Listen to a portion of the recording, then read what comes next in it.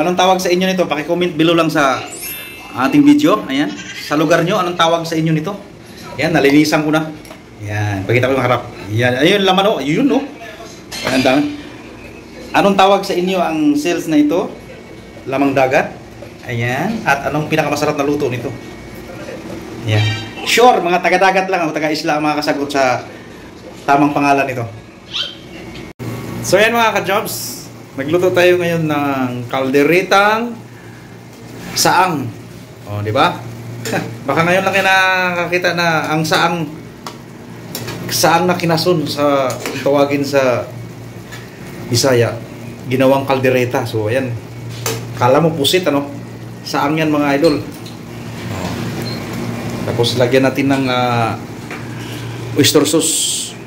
Ayan.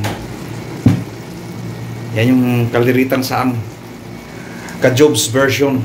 Ayan. Gigisa. Hindi ko na napakita kanina. Gigisa ko siya sa butter. Ayan. Tapos nilagyan ng beans. Green beans. Ayan. So ayan mga idol. Luto ng ating kalderetang saang. Ayan. Baka kaya ka-jobs lang kayo nakakita nito na yung saang kinalderita ko. Kung nakita nyo sa isang reel ko, yung marami akong kinuhang saang. Yan, niluto ko siyang kalderita. So ayan, baka sa akin lang kayo nakakita nito. O diba? Yummy! Sarap ba mga ka-jobs?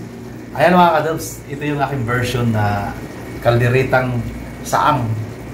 So, akala mo pusit, hindi yan pusit mga ka-jobs.